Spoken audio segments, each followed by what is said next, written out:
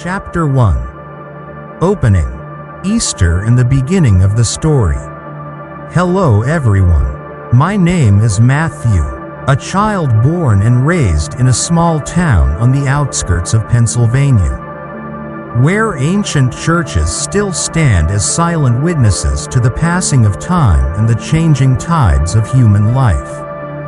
I grew up with the sound of church bells every Sunday and the sight of lily petals scattered along village roads every spring. My family was strong in faith, and I was given the name Matthew, after the great gospel writer. My childhood was filled with days climbing hills, exploring streams, and nights spent praying the rosary with my parents under the dim light of an oil lamp. As I grew older and ventured out into the wider world, I stumbled often, doubted much, and at times lost my way back to the church. Yet, every Easter season, something deep within would stir, calling me home, reviving what once seemed lost. Easter always carries a very distinct beauty. When the lilies, the valley flowers, and the tulips bloom along the village paths, when the white candles are lit by trembling hands in the church, it feels as though even the human heart blossoms anew to welcome the radiant light of the risen Lord. I still remember every moment vividly, and every year, as Easter approaches, I feel a quiet joy awakening in my heart, a sensation that miracles still quietly weave themselves into the simplest details of life. Today, as I sit by my window writing these lines, surrounded by the lingering fragrance of freshly picked lilies, I want to send you a greeting. May you and your family have a blessed Easter, filled with the peace and grace of our risen Lord Jesus Christ. Easter is not merely the remembrance of Christ's resurrection from the dead, for many of us. It is a profound invitation to revive dreams that have faded, loves that have grown cold, and faith that has withered. And in the story I'm about to share with you, that revival happened to me personally, one Easter season. During a vigil night, inside an ancient church aglow with candlelight, I encountered something that defied all logic. That night, I glimpsed the true meaning of eternal life, not a relic of the past, but a vibrant reality unfolding in the most ordinary moments. I invite you to journey back with me to that springtime, to that little town in Pennsylvania, where it all began.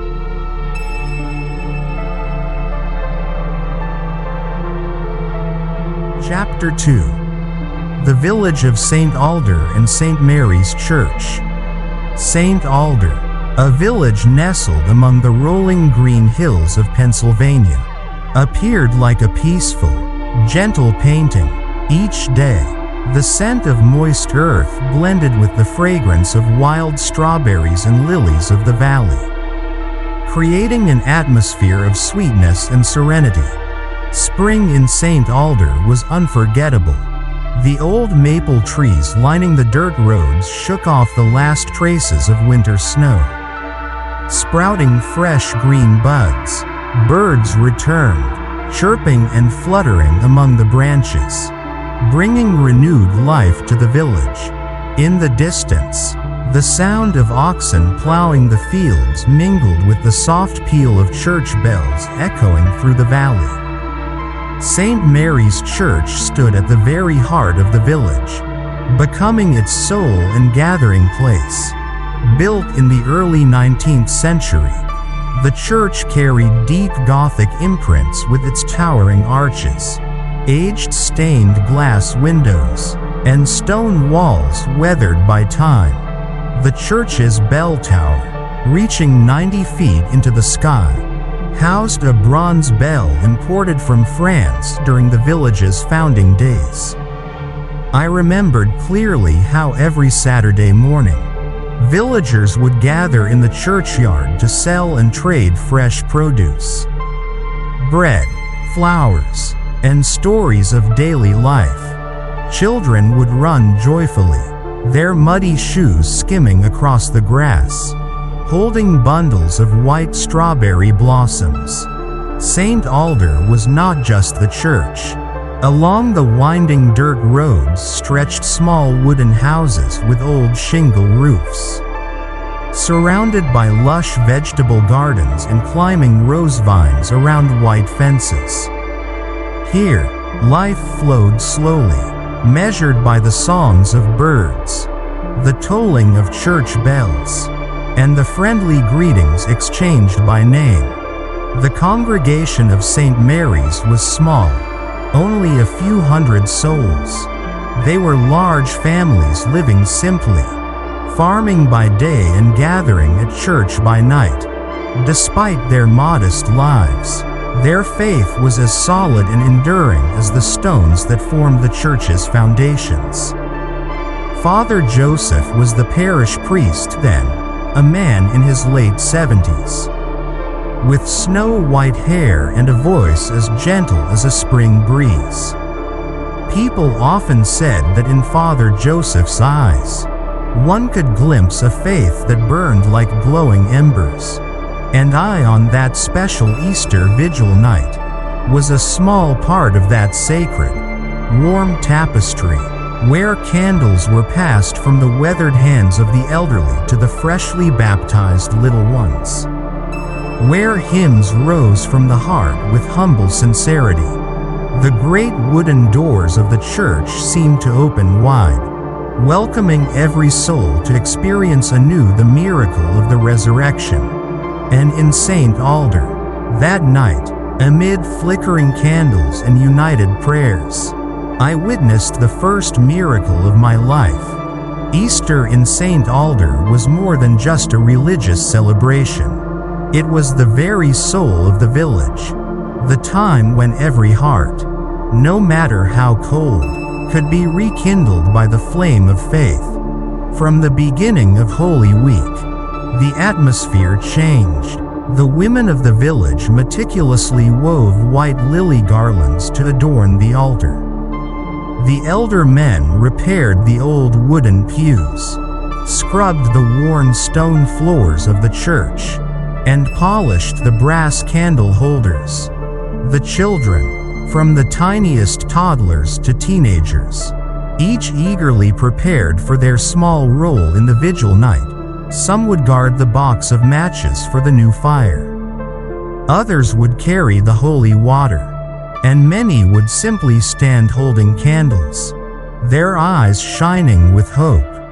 The choir, led by Miss Maria, a woman in her 50s with silver-threaded hair and a voice as clear as a maiden's, practiced tirelessly for weeks to perfect the exsultet. This was the most sacred Easter proclamation, requiring not only technical skill but a soul immersed in the Paschal mystery. Father Joseph, despite his frailty, diligently prepared his homily and selected scripture readings for the vigil. Gathering the children around him at the rectory, he would patiently explain the meaning of the new fire rite, his eyes alight with the joy of a father preparing a wondrous gift for his children. The entire parish, the entire village, seemed to hold its breath in anticipation. And I, a returning son after many years, felt my heart stirring. Memories flooded back, how, as a child, my hands had trembled lighting my first candle at the church door. How I had once whispered secret prayers to the statue of Our Lady. That Easter vigil night, a fine mist of rain fell over Saint Alder, but no one cared. Families flocked to the church, each clutching small candles shielded with silver foil against the wind, from the elderly leaning on canes to babes in their mother's arms. All came together, in the crisp air, The flame from the new Easter fire was passed from Father Joseph's hands to each congregant. The small light, trembling and alive, moved from hand to hand, gradually illuminating the entire ancient church. Holding my candle, I watched the flickering flame and felt an overwhelming emotion. Perhaps, I thought, this is the miracle people speak of. Perhaps, in this very moment, the risen Christ walks among us, reigniting hopes we thought long extinguished. The organs swelled with solemn chords. The exsulted rose and echoed through the church, seeping into every stone, every timber beam, every open heart. And then, in that shimmering light, I saw.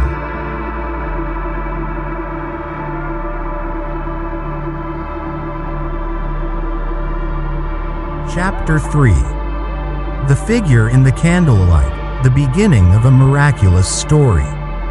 The candlelight in St. Mary's Church flickered, trembling with every gentle breeze slipping through the aged window panes. I clutched my candle tightly, feeling its small warmth seep into my cold palms. The entire church was bathed in a soft glow, each candle floating like a tiny star in the quiet space. The exultant chant continued to echo, its praises of the resurrection soaking into every timber and every time-worn stone. And then, in that moment, I saw her. A figure dressed in white stood silently by the pews near the altar. She stood there, head slightly bowed, hands folded prayerfully at her chest. The nearby candles cast a strange, ethereal light upon her gown, as if a misty veil enveloped her. At first, I thought she was just a late arriving parishioner. But curiously, there was an empty space around her. No one stood close. The other parishioners remained seated, focused on the sanctuary, seemingly unaware of her presence. I blinked several times, trying to see more clearly. The girl looked young, her long hair cascading gently over her shoulders. Her face was hazy in the candlelight but radiated an indescribable peace. My heart pounded. I wasn't afraid, but a strange feeling washed over me, part awe, part wonder. A part of me wanted to approach, to ask who she was, why she stood there so quietly, like a white cloud lingering in the sacred night of Easter. Yet my feet wouldn't move. She remained still, as if she didn't belong to this world. And then, as the exsultate came to an end and the main lights of the church slowly illuminated, I looked again. She was gone. The space where she had stood remained empty. Only faint streaks of golden light stretched across the ancient stone floor. I stood motionless for a long while, questions surging through my mind. What had I just witnessed? Was she flesh and blood, or merely a trick of the candlelight? Or was she a soul? No one around me seemed disturbed. Parishioners calmly stepped forward to receive the newly blessed water. The bell from the tower tolled gently, pulling me back to reality. I tried to steady myself and participated fully in the rest of the vigil. But throughout the ceremony, I could not shake the image of the girl in white from my mind. After Mass, as everyone gradually left, I lingered in the church, walking slowly along the pews, searching for any trace of what I had seen. But there was nothing, only the soft golden light and the faint scent of melted wax lingering in the air. Father Joseph stood at the back of the church, speaking with a few elderly parishioners. I hesitated, debating whether to tell him. Would anyone believe me? But when I looked into Father Joseph's gentle and kind eyes, I felt reassured. Bowing slightly, I greeted him and said, "Father, I have something rather strange to share." Father Joseph smiled warmly. "Tonight is a night full of grace. Speak freely, my child." And so, under the soft, welcoming light of the church foyer, I recounted what I had seen during the vigil. Father Joseph listened intently, without interruption, without skepticism. When I finished, he gently placed a hand on my shoulder, his eyes contemplative. "You need not be afraid.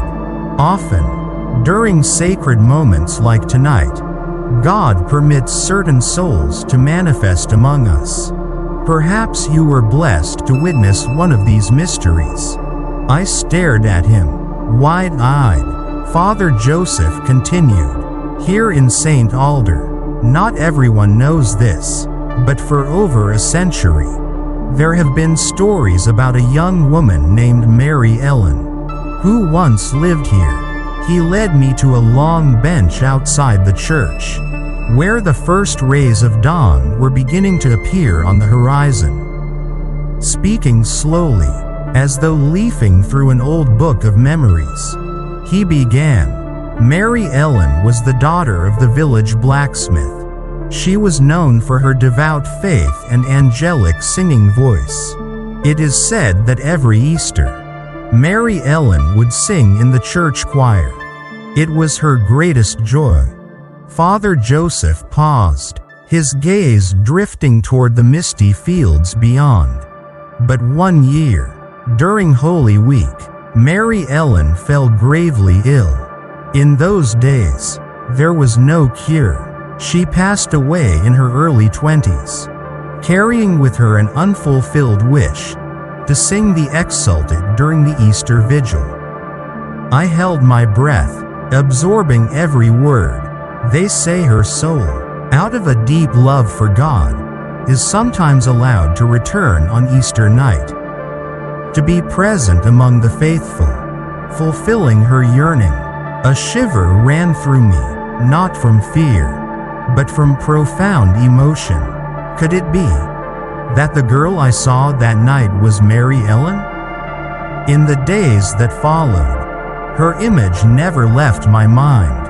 I returned to St. Mary's Church often, especially in the quiet afternoons when golden sunlight stretched long across the pews. Once, while sitting silently reading prayers, I heard soft footsteps skimming the stone floor behind me.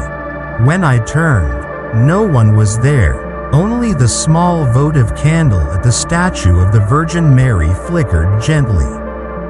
Another time, upon entering the church, I was enveloped by the strong scent of lilies of the valley. Even though no one else was present and no fresh flowers had been placed. Each time, I felt no fear. Instead, a deep peace settled over me, as if an unseen hand rested lightly on my shoulder, comforting and accompanying me. Determined to learn more about Mary Ellen, I sought out Mrs. Margaret, one of the village's elder parishioners, known for her knowledge of local history. When I asked her, she smiled wistfully and led me to the small cemetery behind the church. She pointed to an old moss-covered tombstone. "This is where Mary Ellen rests," she said warmly. "Every year at Easter, people say lilies of the valley bloom here earlier than anywhere else in the village." I knelt before the aged grave, my heart full of emotion.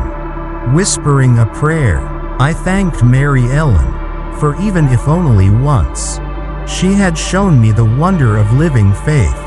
From that moment on, I felt an invisible bond with Saint Alder, with St. Mary's Church, and with the pure soul of the young woman from so long ago. Each day I lived there, I learned to see everything with the eyes of faith, to find light in darkness. hear the call in silence, and sense life even in places that seemed long asleep. One evening, as the sun dipped behind the hills, I sat on the church steps, the small candle in my hand still glowing faintly. I closed my eyes, letting my soul drift with the soft breeze and the gentle tolling of the bells. I thought quietly, Easter is not merely an event of 2,000 years ago. Easter is a promise, a rebirth each day, in every heart willing to open itself to the light. And sometimes, God sends us small signs, like a trembling flame in the night, or the fleeting vision of a girl in white, to remind us, He is still here, still loving, still guiding every step we take.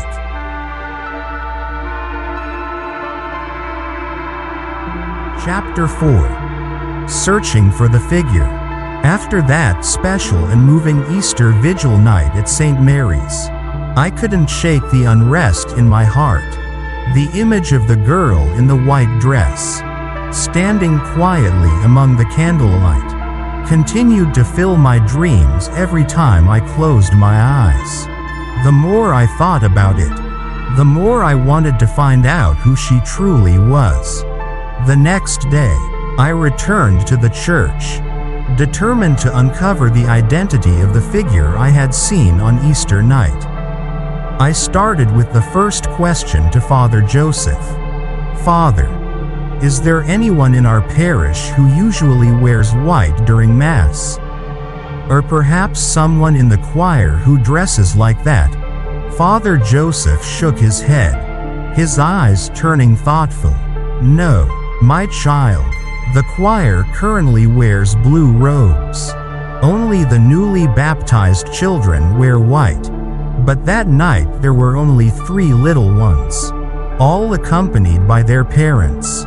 Everyone remembers clearly. I fell silent. I remembered vividly that the girl I had seen was not a child. She had stood there with a serene, mature presence, and something in her gaze had etched itself into my memory. That afternoon, I began asking the elder parishioners.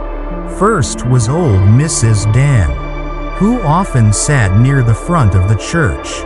When I mentioned the figure in white, her eyes widened in surprise. You really saw her? Oh heavens! 50 years ago, my grandmother told me about a girl named Mary Ellen. She was deeply devout and often sang hymns so beautifully at the church. I leaned in eagerly. Mary Ellen? Do you remember her clearly? Mrs. Dan nodded slowly. Mary Ellen was the daughter of the village blacksmith. She was beautiful and pious, and she especially loved sacred music.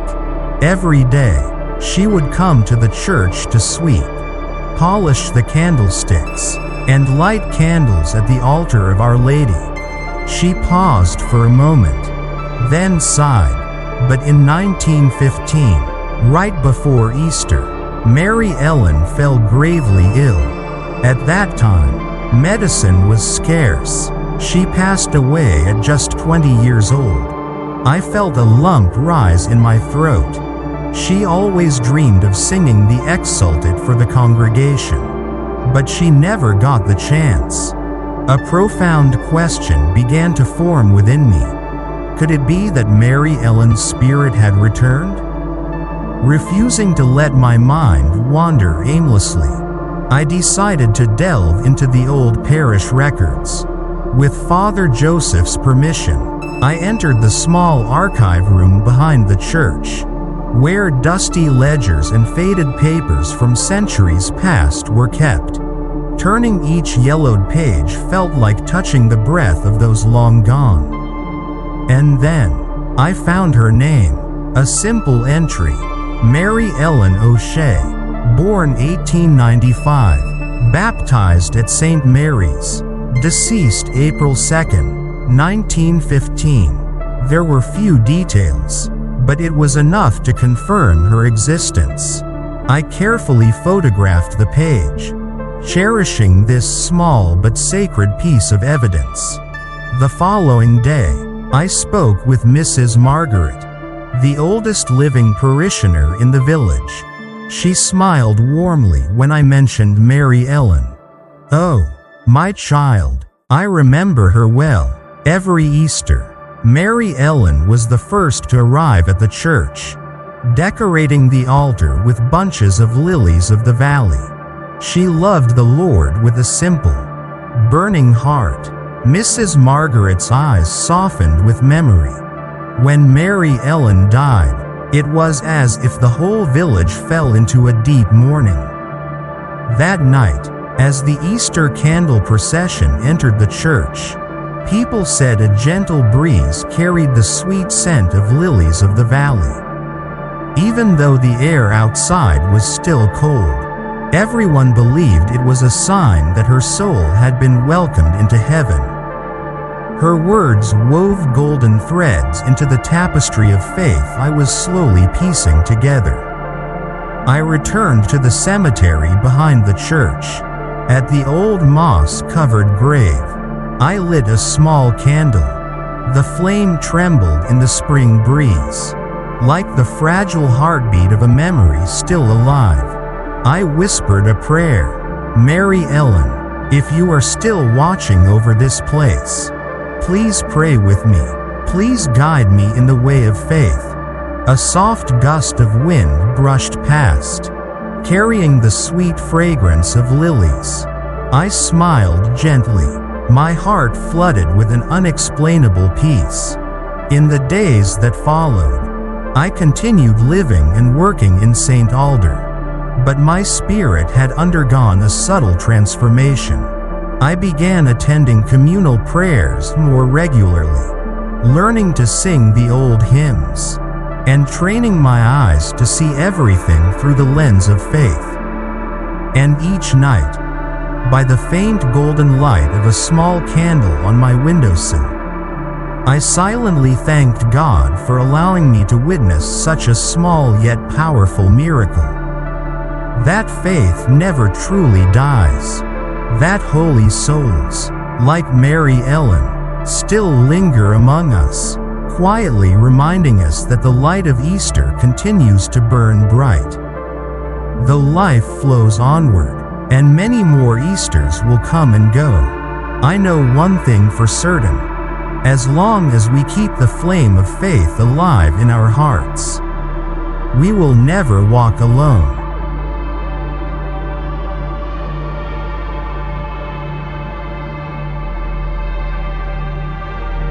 Chapter 5. Signs after that night. After that special Easter vigil, Saint Alder seemed to be breathed with a new spirit. There was something in the air that changed so clearly that everyone could feel it. From those days onward, longtime parishioners who had abandoned Mass began to return. Every Sunday morning, when the church bells rang, familiar figures, once thought to have faded with time, once again entered the church, quietly kneeling before the altar. Small but meaningful stories began to spread throughout the village.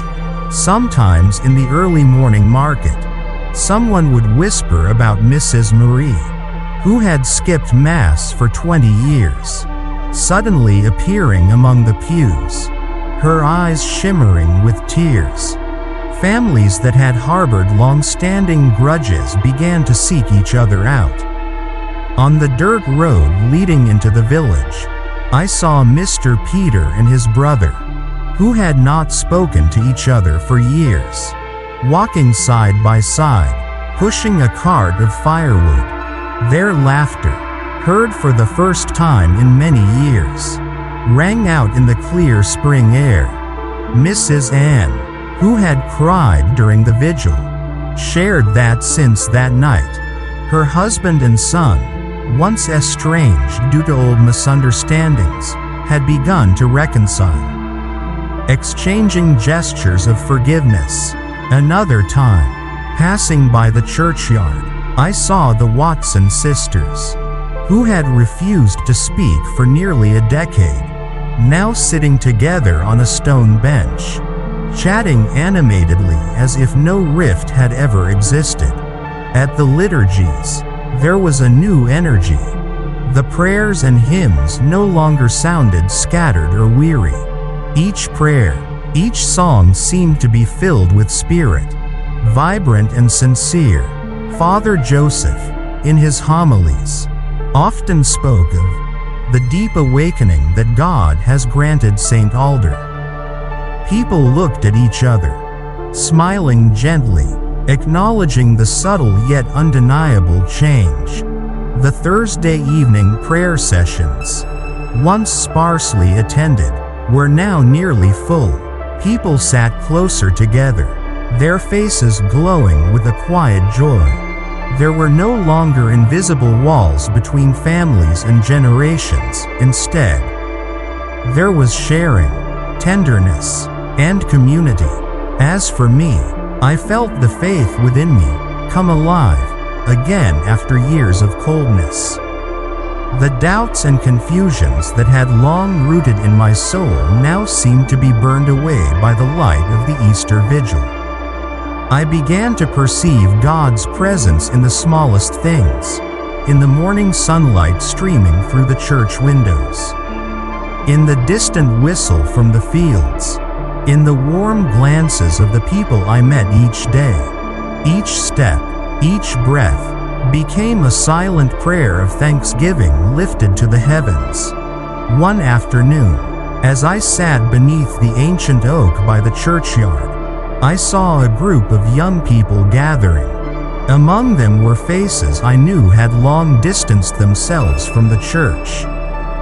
They were discussing reviving the Catholic youth group, organizing prayer nights, vigils, and charity trips to help the poor in the area. Their laughter and shouts of enthusiasm echoed like fresh shoots bursting forth after a long winter.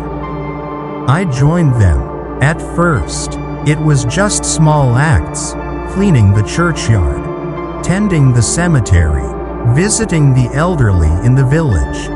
But these small deeds rekindled within me a simple and pure joy. The atmosphere in the village changed. People talked more, greeted each other more warmly. The lonely elderly were visited more often. Children ran laughing through the churchyard, carrying their bright joy under the clear blue sky. Even on quiet afternoons, when only the distant bells tolled from the church tower, one could feel the heartbeat of a community being reborn. Family prayer evenings, once seemingly forgotten, were rekindled in many homes. The flickering lights of small candles in each house glowed through windows at night, like stars weaving a sky of faith right on earth. I knew that all these things were not by chance. I believed it was the silent presence of Mary Ellen, along with the light and joy of Easter, that had touched the deepest corners of the hearts of Saint Alder's people. Faith, once again, was ignited, not through grand sermons or visible miracles, but through quiet, patient changes, gentle as the light of a small candle in the dark. And I, once a wanderer on the path of faith, now found my way back, thanks to these small yet powerful signs. One evening, as I sat in the quiet church, the flickering candles on the altar brought back memories of that miraculous night. I closed my eyes and whispered, "Thank you, Lord, for giving us an Easter not only to remember but to truly live anew." Outside, the spring breeze whispered through the ancient trees, and I knew, deep within, a new spring of the soul had truly begun.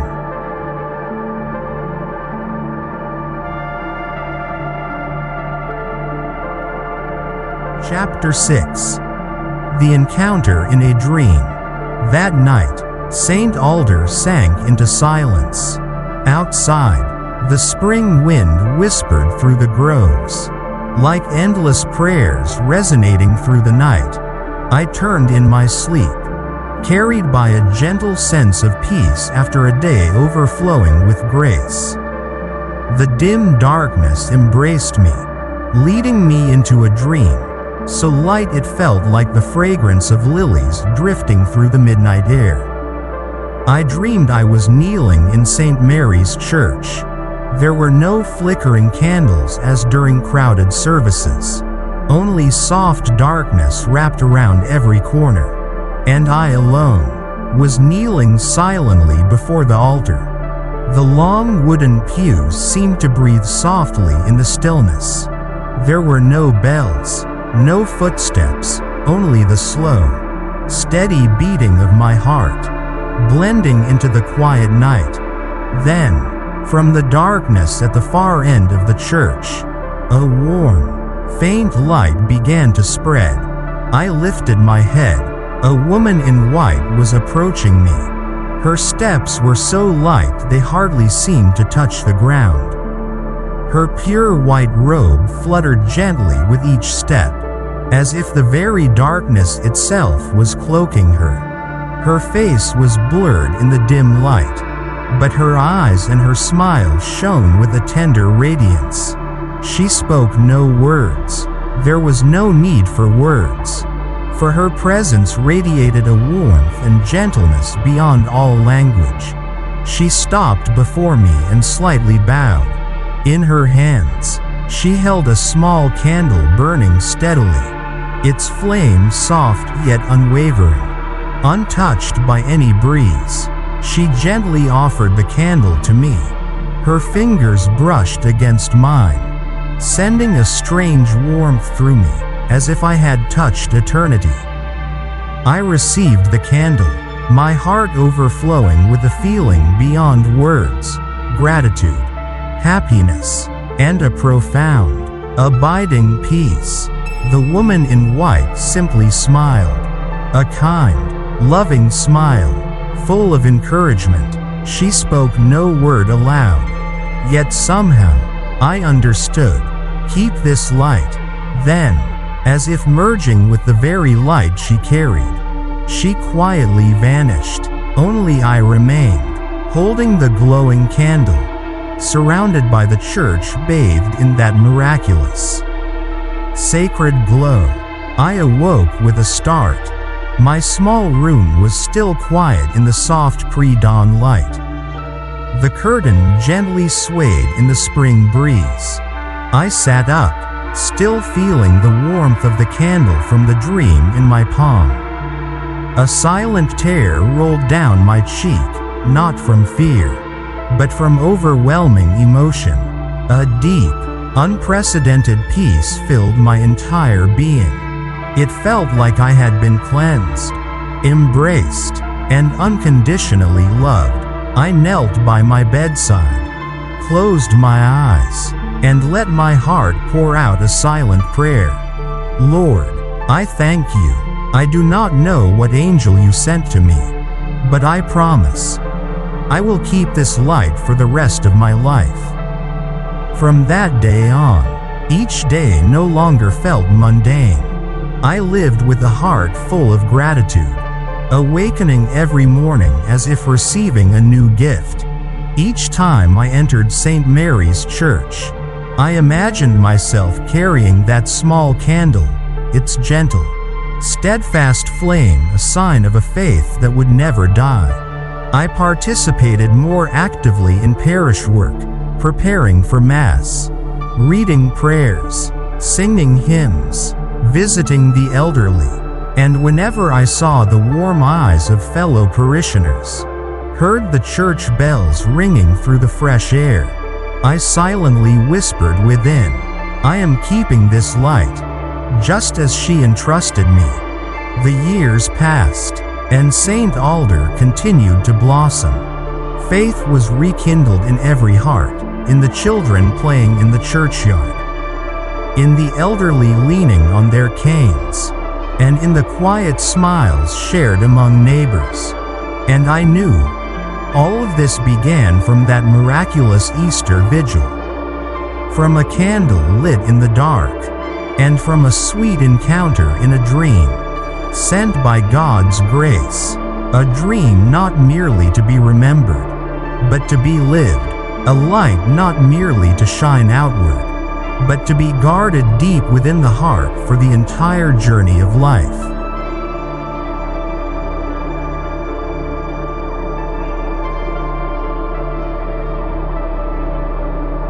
Chapter 7. Recognizing the meaning. After that night, after that dream full of sacred wonder, I often sat in silence by the window, staring out into the horizon where the hills embraced the sky. In my heart, there was no longer any confusion, only a quiet desire to understand more deeply what had been entrusted to me. I began to realize that the candle the woman in white had given me was more than just a dream image. It was a symbol of faith, of hope, of a light meant to be nurtured and shared. Perhaps it was Mary Ellen, perhaps an angel, or perhaps simply a grace that God had chosen to send. Whoever she was, she came bearing a message clearer than any spoken words. Keep the flame alive. Faith. For so long, my faith had been like embers hidden beneath the ashes, smoldering faintly but never completely extinguished. Life's hardships, disappointments, and my own failings had piled the ashes thick over it. But that night, in the silent church, through the gentle hands of a messenger, the ember had flared into flame once more. I understood then. Faith is not a grand declaration made once in a lifetime. It is a candle we must guard carefully each day, against the winds of despair, doubt, and fatigue. It is not enough to say, "I believe." We must tend the flame, shield it from the storms, feed it with prayer, love, and service. Hope. The candle also spoke of hope. Hope that shines in the darkest night. Hope that remains when all other lights have been extinguished. Hope is not a naive optimism that denies suffering. It is the steadfast belief that beyond suffering, beyond death, there is resurrection. As I watched the seasons change over Saint Alder, from the blossoms of spring to the golden fields of summer, from the falling leaves of autumn to the silent snows of winter, I saw in the very rhythm of nature the lesson of hope, that death is never the end. Every leaf that falls nourishes the soil for new life. Every winter's chill prepares the earth for spring's renewal. Just so, every sorrow born in love prepares the soul for greater joy. Sacrifice. The resurrection is not merely an event in a far-off past, sealed within the empty tomb of Jerusalem. It is a living mystery that unfolds every day, in every heart willing to love and to sacrifice. I saw it in the mother who rose early to care for her children with tenderness. I saw it in the farmer who tilled the stubborn soil, season after season, with patient trust. I saw it in the young people who returned to church, offering their time and their talents to serve others. Each small act of love, each quiet offering of the heart, became a testimony to the resurrection still alive among us. Christ risen, not just once, but again and again, wherever love triumphs over indifference, wherever hope conquers despair, wherever faith outshines fear. And so, as I held that imaginary candle in my mind's eye, the one placed in my hand by the woman in white, I realized it was not just for me. It was given so that I might become a bearer of light. Not a dazzling, overwhelming blaze, but a steady, gentle flame, enough to warm a weary heart, enough to guide a lost traveler, enough to remind a despairing soul that dawn is near. Each of us is called to be such a light. Each of us has been handed a candle at our own Easter vigils, in baptism, in confirmation, in every whispered yes to God's invitation. And the question remains, will we keep it burning? That thought changed the way I lived. No longer did I see faith as something private, hidden within the walls of my own heart. It was something meant to be lived out, offered freely, even if only through a smile, a word of encouragement, a silent prayer for a stranger. Every Mass, every moment of prayer, every act of kindness became a way to lift the candle high. Not for my own glory, but so that others, too, might find their way in the night. The memory of the woman in white never faded. Even now, as I write these words, I can still see her smile, gentle, unwavering, full of love, a smile that said, "Carry the light."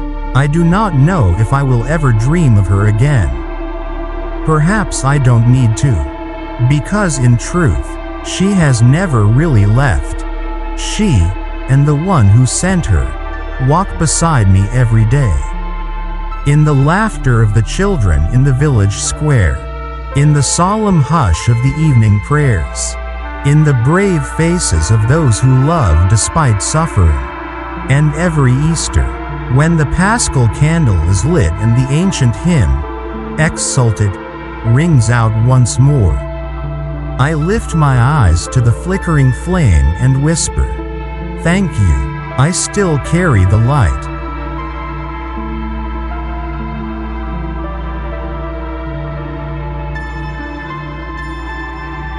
A year had passed since that Easter vigil night. Saint Alder had truly been transformed. St. Mary's Church was now filled every Sunday with singing and prayers. Along the small dirt roads winding through the village, children laughed and played. The elderly walked slowly to church, their faces glowing with a profound peace. Each spring, the valley surrounding the village was once again blanketed with white lilies of the valley. Tiny, humble flowers, yet releasing the purest fragrance, like silent blessings whispered from heaven. I still lived here, among these simple people, with a heart no longer withered as it once was. Tonight, I attended the Easter Vigil again. St. Mary's Church shimmered with candlelight. Each small candle held in the hands of the faithful created a flowing river of warm light through the church. Holding my candle, I felt a surge of indescribable emotion. In that shimmering light, I felt connected to all who had come before me, to the holy souls who had kept the flame of faith burning through generations. I bowed my head and whispered in my heart, "Mary Ellen, if you are here, know that the candle you gave me, I am still carrying it. And I will continue to pass it on to others." The exsulted resounded, soaring and reaching toward heaven. Rejoice, heavenly powers, sing, choirs of angels, exult, all creation around God's throne. I lifted my eyes, gazing at the flame rising from the altar. It was not just the light of a candle, it was the living light of faith. The hope that never dies. The resurrection unfolding in every heart that loves and sacrifices. I understood then, the resurrection is not merely a distant event at an empty tomb in Jerusalem. The resurrection is every time we forgive one another. The resurrection is every time we dare to love amid suffering.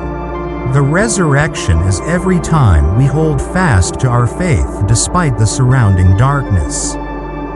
That light, once kindled, can never be extinguished, and I, a small and humble soul, have been called to be a keeper of that light all my life. Walking home after the service, I looked up at the night sky. The stars twinkled like countless little candles in the vast heavens. I smiled, my heart overflowing with a quiet joy.